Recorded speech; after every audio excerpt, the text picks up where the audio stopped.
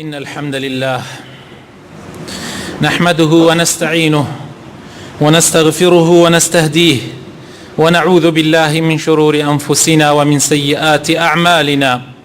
من يهده الله فلا مضل له ومن يضلل فلا هادي له، وأشهد أن لا إله إلا الله وحده لا شريك له، وأشهد أن محمدا عبده ورسوله. يا أيها الذين آمنوا اتقوا الله حق تقاته ولا تموتن إلا وأنتم مسلمون. أما بعد، فإن أصدق الكلام كتاب الله، وخير الهدي هدي محمد صلى الله عليه وسلم، وشر الأمور محدثاتها، وكل محدثة بدعة، وكل بدعة ضلالة، وكل ضلالة في النار. خۆشەویستەکانم مسلمانە بەڕێزەکان، ئێمە لە دنیایەکی مادیە ئەژین کە مادە زاڵ بووە بەسەر هەموو شتەکانی مرۆڤایەتیە. لەناو حەیاتێکی پڕ لە قەلەق و پڕ لە دڵە ڕاوکێیە ئەژین، دنیایەک کە زیاتر ڕات ئەکێشێ بەرەو لای مادیەکەی کە مرۆڤ لە دوو بەش پێک هاتووە، لە بەشی مادە و لە بەشی ڕوح. بەشی مادە ئەو جەستە و ئێسقان و ئەو بەشە مادیەیە کە لە ئینسانە هەیە و بەردەوام مرۆڤ بەرەو خوارەهێنێ، و لە بەشێکی ڕوحیش کە دیار نییە و نادیارە، بەڵام ئینسان هەستی پێ ئەکا کاتێ ئینسانەکان ئەمرن ڕوحەکەیان دەرئەچێ سەیرەکەی ئەو ئینسانە ئەبێتە پارچەیەکی گۆشت و هیچ کەڵکێکی نامێنێ، بەڵکو بە زووترین کات مەحاولە ئەەکەی بیخەیتە ناو قەبر و بانی دەی ئەگینا بۆن ئەکا. ئەو لایەی کە زۆر گرنگە لە مرۆڤایەتیە مەسئلە ڕوحەکەیە. ئێمە هاین لە ژیانێکە ئەژین زیاتر گرنگی ژیانەکە مرە لای ئەوە ئەدوا گرنگی بەوە بدەی کەوا لایەنی مادیەکە بەهێزکەی، لایەنە ڕوحەکە بەرەڵاکەی. هاین لە ژیانێکی ئاوا جا بۆ ئەوەی تۆ لەگەڵ ئەو ژیانەیە نەچیت، لەگەڵ ئەو حەیاتەیە نەچی کە حەیاتی ئاژەڵەکانە، حەیاتی مرۆڤایەتی نییە، کە خوای تەعالا بەشە ڕوحەکەی لە خۆیەوە خستوتە گیانی مرۆڤ، یعنی بەشێکی خواییە لە مرۆڤە، بۆ ئەوەی ئەو ڕوحە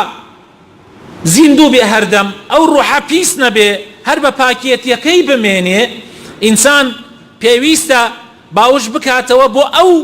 ڕێگایانەی کە خوای تەعالا بۆ ئینسان دایناوە کە بریتیە لە عیبادەت و پەرستشەکان. و لە هەمووی گرنگتریش نوێژەکان، گرنگیدان بە نوێژەکان وا بە ئینسانەکان ئەکا خۆشەویستەکانم لایەنە ڕوحیەکەی ئینسان بە زیندوێتی بمێنێ و لایەنە مادیەکە کز ببێ. لایەنە مادیەکە ئەگەر بەهێز ببێ خۆشەویستەکانم ئینسان دا ئەگرێ بەرەو خوار. ئەگەر لەسەر حەسابی لایەنە ڕوحیەکە ئینسان لایەنی مادی خۆی بەهێزکە، هێواش ئینسان دا ئەگرێتەوە بەرەو خوار و خوای لێ بیرەچێ، بەرزی لە بیر ئەچێ، بەردەوام ئینسان نزمە، بەردەوام نزم ئەژێ، بەردەوام لەگەڵ نزمەکانە ئەژێ. بەڵام ئەگەر ئینسان لایەنە ڕوحیەکەی بەرز بێ و لایەنی مادیش ئیهمال نەکا، ئەو کاتە بەو شێوازە ئەبێ کە خوا ئەیەوێ، کە پێغەمبەری خۆشەویستمان ئەیەوێ، کە هەموو پێغەمبەرەکانیش خوای تەعالا بۆ ئەوە ناردوونی. پێغەمبەری خۆشەویست ئەفەرمێ صلی الله عليه وسلم: أرأيتم لو أن نهرا غمرا بباب أحدكم يغتسل منه كل يوم 5 مرات هل يبقى من درنه شيء؟ پێغەمبەری خۆشەویست صلی الله عليه وسلم فەرمووی ئەگەر ئاوێکی ڕووبارێک بە دەرماڵتانە ڕەت ببێ، بە دەرگاتانە ڕەت ببێ، ئەگەر ڕۆژی 5 جار تۆ لەو ڕووبارە خۆت بشۆی، هیچ شڵکێ بە گیان تۆ ئەمێنێ؟ وتیان نەخێر ئەی پێغەمبەری خوا، هیچ لە چڵکەکە لە گیانی نامێنێ. پێغەمبەری خوا فەرمووی: فذلك مثل الصلوات الخمس يمحو الله بهن الخطايا. ئەمە وەکو نمونەی 5 فەرزەی نوێژەکانە کە خوای تەعالا ئینسانەکانی پێ پاک ئەکاتەوە، تاوانەکانی ئینسانی پێ ئەسڕێتەوە، نەک بەستە تاوان، بەڵکو واتیش پێ ئەکا، نەک بەس تاوانەکان ئەسڕێتەوە، بەڵکو واتیش پێ ئەکا کە تاوانیش نەکەی. بەنسبەتی نوێژەوە خەڵکی 3 جۆرن. جۆرێکیان باوشیان کردوتە دنیا، بەڵکو دنیایش باوشی پیانە کردووە، خۆیان فڕەداوەتە باوشی دنیا، قیامەتیان لەبیر کردووە، خۆیان بێ ئاگا کردووە کە ماڵێکی تر هەیە ئەوە ماڵی حەقیقی ئینسانەکانە. ئەم دنیاە قاعەی ئیمتیحان و هۆڵی ئیمتیحان و تاقیکردنەوەکانە. هەر وەکو ئەوە وایە ئینسان لە ماڵەکەی خۆی سەفەر بکا بۆ شوێنێ، شەوێ دوو شەو لە فندقا بمێنێتەوە لە ئوتێلە، بڕاتە ئوتێلەکە، ئوتێلەکە زۆر جوانە ماڵەکەی خۆی لەبیر بچێتەوە، هەرچی پارە و پولی هەیە و سامانی هەیە لەناو ئەو وتێلەیە سەرفیکە و لەو غورفەیە سەرفیکە، بەڵام ماڵە حەقیقیەکەی خۆی کە ماڵی خۆیەتی ئەوەی لەبیر بچێتەوە. ئێمە ئاوامان پێ هاتووە، یان زۆرێک لە خەڵکی بەشی ئەو بەشەی کە ئێمە باسیەکەین وتمان سێ بەشە، بەشێ لە بەشەکانی ئاوای پێ هاتووە، دارە حەقیقیەکە و ماڵە حەقیقی و ڕاستەقینەکەی خۆی لەبیر کردووە کە لە بەهەشتایە، کە ماڵی هەتاییە. بۆیە ئەو کەسانە ئەبینی زۆر غافڵن و عیبادەتەکانیان بەعام لەبیر کردەوە، بە تایبەتی عیبادەتە گەورەکە، عەمودە گەورەکەی ئیسلام، کە پێغەمبەری خوا صلی الله علیه وسلم ئەفەرمێ نوێژ عەمودە، عەمود و کۆڵەکەی دینی ئیسلامە، ئەگەر نوێژ نەما کۆڵەکەکە لا ئەچێ، ئەو کاتە سەقفەکە ئەڕمێتە ملتە، هیچ سوودێکی نییە ئەوەکانی تر. بۆیە ئەبێ ئینسانی مسلمان ئاگای لە خۆی بێ. جا ئەو جۆرە کەسانە کە ئاوانە بەری ئەو ئاەتەی خوای تەعالا ئەکەون کە خوای تەعالا ئەفەرمێ لە پاشی پێغەمبەرەکان و لە پاشی پیاوچاکان کۆمەڵە خەڵکانێک هاتن ئەضاعوا الصەلاة، نوێژیان فەوتان، واتبعوا الشهوات، شوێنی ئارەزۆکانی خۆیان کەوتن، نوێژیان فەوتان. جا ئینسان نوێژ نەکا، ئەو نوێژە حەقیقیەی کە ئیسلام گەرەکێتی نەیکا، ئینسان ئیتر شوێنی هاوە ئارەزۆکانی خۆی ئەکەوێ. ئەو کەسانە شوێن و مەسیریان ئاگری جەهەنەمە، فسوف يلقون غەیە. جۆرێکی تر لە خەڵکی دووهەم جۆری خەڵکانێک نوێژەکەن، بەڵام نوێژێکی بێڕوح، نوێژێکی بێگیان، جەستەکە ئەجوولێتەوە بەڵام هیچ ڕوحێکی لەگەڵا نییە، هیچ ئیحساس و هەستێکی لەگەڵا نییە. نوێژەکە هیچ ئینسانەکان لە خراپە دوور ناخاتەوە، نوێژێکە وات پێ ناکا کە تۆ بەی لەولای چاکە بچی، نوێژێکە هانت نادا لەسەر ئەوەی کە بگۆڕێی، نوێژێکە هیچ ئیسفادەیەکی نییە، نوێژێکە تەنها چەند حرەکەیەکی وەرزشیانەیە و هیچی تر. ئەو ئینسانە خۆی پێ ئەخەڵەتێنێ، وا دەرئەخا نوێژەکە، بەڵام خۆی لە حەقیقەتا نوێژ ناکا. خوای تەعالا نوێژی بۆ ئەوە فەرز کردووە کە ئینسان لە خراپە و خراپەکاری بە دوور بگرێ، بەڵام ئەوان عەکسەکەین. إن الصلاة تنهى عن الفحشاء والمنكر، نوێژ ئینسان لە خراپە و خراپەکاری بە دوور ئەگرێت، بەڵام ئەوان ئەو نوێژەی ئەوان لە خراپە و خراپەکاری بە دووریان ناگرێ. بۆیە بەری ئەو ئاەتە ئەکەون کە خوای تەعالا ئەفەرمێ فويل للمصلين الذين هم عن صلاتهم ساهون. ويل بۆ نوێژگەران، ئەو نوێژگەرانەی کە لە نوێژەکانیانە غافڵ و ساهی و بێ ئاگا و بێ ڕوح و بێجەستە و بێ هەستن، ئەو نوێژە هیچ ئیسفادەیەکی پێ ناگەێنێ و هیچ قازانجێکی نییە، بەڵکو لەوانەیە زەرەریشی هەبێ. برا بەڕێزەکانم، ئەو نوێژەی کە ئیسلام گەرەکێتی کە جۆری سێیەمێتی، ئەو نوێژەیە کە بەڕاستی میعراجیەکە، واتە وەکو میعراجەکەی پێغەمبەر صلی الله عليه وسلم کە لە شەوی ئیسرا و میعراجە پێغەمبەری خوا بەرزی کردەوە بۆ ئاسمان و لەوێ پێنج فەرزەی نوێژەکانی لەسەر فەرز کرد. نوێژ میعراجی ئیماندارە، پێنج فەرزە ئینسان بەرزەکاتەوە بۆ لای خوای پەروەردگار، پێنج فەرزە ئەم ئینسانە کە ئەچێتە سەر بەرماڵەکەی یا لە ناو مزگەوتەکەی ئەوەستێ هەستەکە بەرەبەرە بەرز ئەبێتەوە بەو نوێژەی، بەرەو لای خوای پەروەردگار بەرز ئەبێتەوە، ڕوحی بەرز ئەبێتەوە. ئەو نوێژە نوێژێکە هەستی ئینسانەکان ئەجوولێنێ، نوێژەکە وا بە ئینسان ئەکا بەڕاستی ئینسان ئەگۆڕێ، ئینسان ئەکا بە ئینسانێکی تر. ئەو کاتە هەرچی هەم و خەفەت و مەشاکل و کێشەکانی دنیا هەیە هەموو لەبیر ئەکا، بەڵکو ئەو نوێژەیە کە لە ڕاستیە ئینسان ئەباتە دنیایەکی تر، لە دنیایی دەریەکا، لە ناو ئەم هەموو کێشە و مەشاکلی دنیا دەریەکا و ئەی بەرزێکاتەوە. ئەوەیە کە خوا ئەیەوێ، ئەو نوێژەیە کە نوێژی ڕوحیە، کە نوێژێکە جەستە و ڕوح تێکەڵنتیایە، کە کاتێ ئینسان ئەوەستێ لە بەردەمی خوایە، هەستەکە لە بەردەمی خوایە وەستاوە، هەستەکە بەڕاستی خوای تەعالا ئەو ئەبینێ و ئەویش خوا ئەبینێ. کاتێ ڕکوع و سوجود ئەبا، هەستەکە بۆ خوا ئەیبا، هەست ناکا بۆ دیوارەکە ئەیبا، هەست ناکا تەنها حەرەکاتێکی وەرزشیانەیە و جوولەیەکی حرەکاتێکی ڕاضی و جوولەیەکی وەرزشیانێ هەست ناکا بەوە بەڵکو هەستەکا کە لە بەردەم خوایە ئەم سوژدەیە ئەم ڕکوعە بۆ خوای گەورە ئەیبا بۆیە ئەو کەسە بەڕاستی دوای نوێژەکە هەست بە ئیسراحەتێکەکە عەجیب ئەبێتە ئینسانێکی کە ئەبێتە مرۆڤێکی تر ژیانی ئەگۆڕێ ئەگەر هەڵەیەکی کردووە پێش نوێژەکە لەو نوێژەکە بۆ ئەم نوێژەکە هەوڵەدا هەڵەکانی خۆی چاک بکاتەوە ئەمەیە پێغەمبەران بۆی نێرراون ئەمەیە کە هەرچی پێغەمبەر هەیە هاتووە ئەمری کردووە بە نوێژ ئەمەیە کەوای کردووە نوێژ فەرقی بینی کافر و مسلمان بێ کە پێغەمبەر صلی الله علیه وسلم ئەفەرمێ فەرقی بینی ئێمە و کافرەکان نوێژە هەر کەسێ نەیکا لەگەڵ کافرەکانایە ئەمەیە کەوا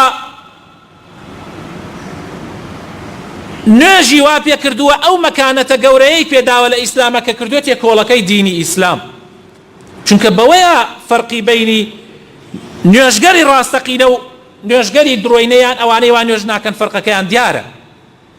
ئەوەیە وای بە پێغەمبەری خۆشەویستمان کرد صلی الله علیه وسلم هەر کاتێ زۆر غەمبار بوو زۆر بێتاقەت بوو پەنای ئەبردە بەر نوێژ ئەمەیە کەوای ئەکرد بە پێغەمبەر صلی الله علیه وسلم ئەی فەرموو بیلەی چاوەکانی من وجعلت قرة عینی فی الصلاة ئەی فەرموو بیلەی چاوەکانی من نوێژە ئەمەیە کەوای ئەکرد پێغەمبەری خوا بە بیلال ئەی فەرموو قم یا بلال ئەریحنا بالصلاة بلال هەڵسە بە نوێژەکان ئیسراحەتمان پێ بدە نوێژێک بێ کە خۆراکی دڵان بێ نوێژێک بێ زایی گیان بێ نوێژێک بێ مناجات و دوعا بێ لە بین خۆت و خوایە نوێژێک بێ حەست بە خضوع بکەی حەست بە تەسلیم بوون بکەی بە ملکەچی بکەی بۆ خوای پەروەردگار نوێژێک بێ فرمێسک لە چاوەکانت بێنێتە خوارەوە نوێژێک بێت کاتێک پەنای پێ ئەبەی هەموو شتەکانت لەبیر بباتەوە ئەو نوێژە ئاوای بەو ئینسانانە کردووە ئاوا ژیانیان گۆڕاوە هەستیان کردووە کە لەگەڵ خوایان مباشر اتصال سەڵات یعنی اتصال لە بینی خۆت و خوا پەیوەندی ئەو کەسانەی کە نوێژێکی وایان نییە کە گیانی تیابێ هیچ پەیوەندیەکیان لەگەڵ خوایان نییە بۆیە سەیرەکەی نوێژەکە هیچ تەئسیرێکیان تێ ناکە هیچ لە خەم و پەژارەکانیان کەم ناکە هیچ خەفەتەکانیان لا نابە بەڵام ئەو نوێژەی کە ڕوح و گیانە سەیرەکەی ئینسانەکان بەو نوێژە ئیسراحەتەکەن لە کاتی موسیبەت و مشکلەکانە بەو نوێژە گیانیان تێتۆ بەر کاتێکەوە گیانیان ماندوو ئەبێ شەکەت ئەبێ ئەڕواتە حاڵەتی مردن بەڵام ئەو نوێژە وایان پێکات جارێکی تر گیانی تێتەوە گیانی ئەکاتۆ بەر نوێژێک بێ کە ئینسان کاتێ سوژدە بۆ خوا ئەبا یا ڕکوع بۆ خوا ئەبا هەستکا لە بەرامبەر خوایەکا وەستاوە زۆر عەزیمە ئەم مرۆڤێکی زۆر بچووکە هەر دیار نییە لە بچووکیە واللهی هەموو ئاسمانەکان هەمووی زەڕەیەکن لە چاوی عەزەمەتی خوا ئەو کاتە ئینسان کاتی ئاوا ئەوەستی هەستەکە زۆر بچووکە بۆیە دوای نوێژەکە تەکەببر وەسەر ئەما ناکە فیز بەسەر ئەوە ناکە پارەی ئەو ناخوا زوڵم لە ئەو ناکە زینا ناکە ڕەشوە نادا فەساد ناکە خراپە ناکە ئەو ئینسانە دێتە خۆیان محاسبەی خۆی ئەکا بۆیە نوێژەکە وای پێ ئەکا کە ئیتر زمانی نایە غەیبەتی مسلمان بکات زمانی نایە تەعدا لە خەڵک بکات زمانی نایە بڵێ وەڵام من لە ئەو باشترم قەت ڕۆژێ لە ڕۆژان لە دڵیشەوە بیر لەوە ناکات و ئەم لە خەڵکی تر باشتر بێ بەڵکو دائیمەن هەستەکە ئەم لە خەڵکی تر کەمترە هەستەکە ئەم هیچ نییە لە چاو عەزەمەتی خوا بۆیە ئەمە ئینسانە گۆڕێ ئەمەیە واکە ئین الصلاة تەنها عن الفحشاء والمنکر بۆیە پێغەمبەر فەرمێ صلی الله علیه وسلم هەر کەسێ ئەم پێنج فەرزە کە خوا فەرزی کردووە بە جوانی بە ڕێک و پێکی ئەنجامی بدا دەست نوێژەکەی بە جوانی بگرێ ڕکوع و سوجودەکەی بە جوانی بگرێ نوێژیەک بێ بیر نەکاتەوە وەملاوە ولایە چونکە ئەوەی کە خوای تەعالی لە قورئانە ئەفەرمێ قد ئەفلح المؤمنون الذين هم في صلاتهم خاشعون سەلەف و پیاوچاکان وا لە یەکیان داوەتەوە کە ئینسان کە ئەچێتە ناو نوێژۆ چاوی سیر ئەم لاولا ناکە سیر ئاسمان ناکە سەیری شوێنی سوژدەکەی ئەکا ئەو ئینسانە پەلە ناکە لە ڕکوعە لە سوجودە بەڵکو لە کاتی سوجود و ڕکوعە بیر ئەکاتەوە بیر لەو زکرانە ئەکاتەوە کە ئەڵێ سبحانە ڕەبی العەظیم معنای چییە كاتي الله سبحان ربي الأعلى معناي چییە كاتي وەستاوە بەرامبەر خوای تعالى حەزەکە زیاتر بوەستێ چاوی سیر ئەم لا ناکە بیر ناکاتەوە دا هەوڵ ئەدا داڵغەکان چۆن چاوی بەرەو ئەم لا ناچێ چاوی دڵیشی بۆ لای دوکانەکەی ناچێ بۆ لای سیارەکەی ناچێ بۆ لای ئەم لا ناچێ کاتێک کە تۆ چاوی سرت وەستا و سەیری شوێنی سوژدەکەی کرد بەرەبەرە هێواش چاوی دڵیشت تێتە شوێنی خۆی بۆیە ئەو نوێژە لە لای زۆر بەتامە زۆر بەلەزەتە ئەوەیە ئیمانداران سەرفرازن خوا ئەفەرمێ قەد ئەفلەح المؤمنون کام ئیمانداران الذين هم في صلاتهم خاشعون ئەو ئیماندارانن کە لە نوێژەکانیانە خوشوعیان هەیە خوشوع ئەوە معناکەیەتی سەیر ئیلا ناکەی چۆن دڵت چاوی سرت سیر ناکات چاوی دڵیشت هەوڵ ئەدەی بی وای پێ بکەی تەماشای ئەم لاولانەکە الله ئەکبەر هەندێک لە پیاو چاکان لە ناو نوێژا بوون لە مزگەوتێک بووە لە ناو بازاڕە ئەو کاتە مزگەوت قوڕ بووە کۆنە بووە مزگەوتەکە لە کاتی نوێژی زوحایە بۆ لایە لە مزگەوتەکە دیوارەکەی ڕماوە ئیتر خەڵکی بازار دەنگەکەی زۆر بووە خەڵکی بازار هەموو تاویان داوە بزان ئەوە چی ڕوویدا سەیریان کرد لایە لە مزگەوتەکە ڕووخاوە سەیریان کردووە مسلمی کوڕی یەسار یەکێک لە سەلەف و پیاو چاکان لەم لاوە خەریکی نوێژکردن بووە ئیتر دوای ئەوە پیرۆزبایان لێکردەیە ئەوەکو دڵیان خۆش بوو الحەمدولله کە تۆ لەم لاوە بووی لەو لاوە نەبووی کە دیوارەکە ڕماوەتی باسی چیەکەن بەخوا ئاگام لێی نەبوو بەخوا ئاگام نەبووە نە لە ڕمانەکە نە لە دیوارەکە نە لە دەنگەکەیشی الله ئەکبەر ئەوانە پێشینان و سەلەف ئەوانن کە دڵ لەگەڵ خوا بێ نەک شکل و سووەر و لاشە و ئەمانە و خۆفەرزکردن بەسەر خەڵکا و خەڵک بەکەم دانان و خۆ بەرز خستنەوە ئەو کەسانەی کە دائیمەن خەڵکیان پێکەمە و خۆیان پێ بەرزە باوەڕ بکە براینە ئەوانە لای خوا قیمەتی باڵە مێشولەیەکیان نییە هەر هیچ نین ئەوانە خوا حەسابیان بۆ ناکە ئەوەی وامان پێکا کەوا خوشوعمان هەبێ لە نوێژەکانمان و نوێژەکانمان ئەو نوێژە بێ کە خوا پێی خۆشە برێشتە یەکەمیان کاتێک کە نوێژەکەین تەماشای شوێنی سوژدەکەمان بکەین لە نوێژە هەر لە ئەوەڵۆ تا ئەخیر سەیری شوێنی سوژدەکەت بکە ئیلا لە کات تەحیاتانە بێ سەیری پەنجەی شایەتمانت بکە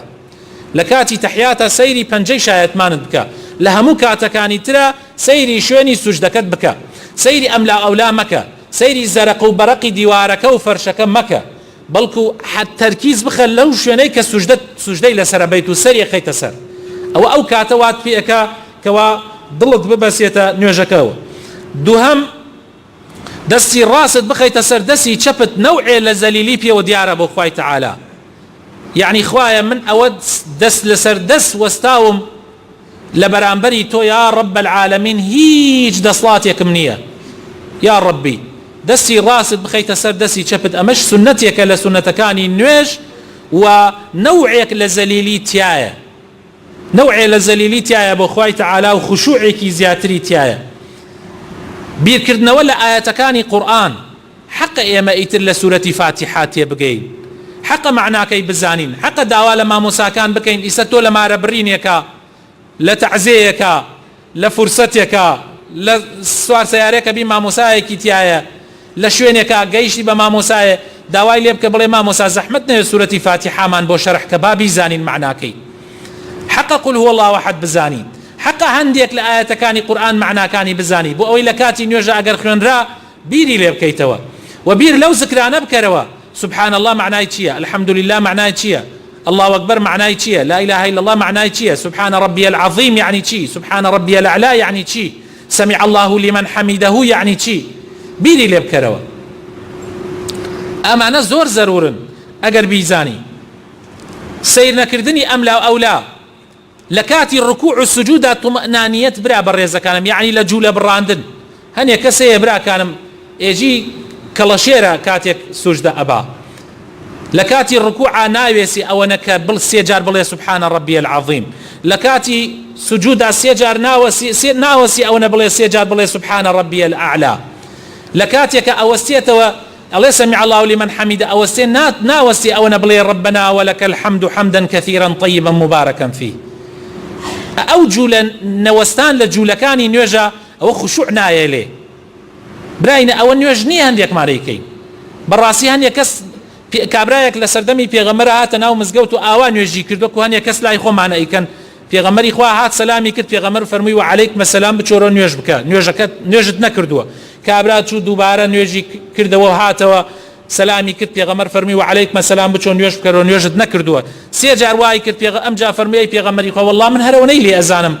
دایک و باوکم فیدات بێ ئەی پێغەمبەری خوا فێرم کە چی بکەم جا پێغەمبەر فەرمووی ئەگەر نوێژت کرد ڕابوەستە بە جوانی فاتیحا بخوێنە پاشان بە جوانی بچۆ ڕکوعا ئەوەنە بۆستە تا لە جوولە ئەبڕێی پاشان کە هەڵەسیتەوە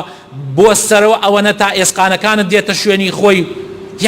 یعنی ئاوا نوێژ بکە پەل و عەجەلەکردن زەلامی وا هەیە لە بازاڕ ڕەکاتێک معاملە ئەکە ئەمەنە لەسەر خۆی پارەکە وەرەگرێ و حەسابێکە و ئاوا لەسەر خۆی بەس کاتێک کە ئەگاتە نوێژەکان سوبح ئەی باشە بان سبس یعنی چی ئەمە یعنی چی ئەمە کەی ئەو نوێژەیە کە خوا ئێژێتی هەر کاتێ زکرەکانی دوای نوێژ تو تەماشای دەستی هەندێک کەس بکە ئاواکە ئێمە تو چۆن توتت سبحان الله سبحان خودکە ئەیجی سبحان الله گەرە بێجی سبحان الله سبحان الله سبحان الله ئەمە باوەڕ بکەوە زکرنی ئەوە خۆتە خەڵەتێنی جا ئەوەیە ڕۆح نەما ڕۆح نامێنێ لە نوێژە ئەمجا حرەکات زۆرکردن لە ناوی نوێژە ڕیوایەت کراوە لە هەندێک لە سەلەف و پیاوچاکان و حوذەیفە سەعیدی کوڕی موسەیەب بەڕەحمەت بن کابرایەک لە کاتی نوێژە یعنی زۆر حرەکەیە کرد زۆر ئەجوولا ئەویش فەرمووی ئەگەر ئەو کەسە دڵی خوشوعی تیابێ لاشەشیش خوشوعی تێکەفێ یعنی بەڕاستی ئینسان ئەبێ خوشوع لە لاشەیە دیار بێ ئەو جار دیارە کە کابرا لە دڵۆ خاشعە یا ڕەبی خوایە بخاتە ناوە جوانەکانی خۆت وامان پێ بکەی لەوانەمان بگێڕیکەوە کاتێ نوێژەکەین خوشوعمان هەبێ لە نوێژەکانمانە نوێژێ بکەین نوێژێکی ڕاستەقینە بێ نوێژێ بێ لە تۆ نزیکمان کاتەوە یا ڕەبی نوێژێک نەبێ لە تۆ دوورمان خاتەوە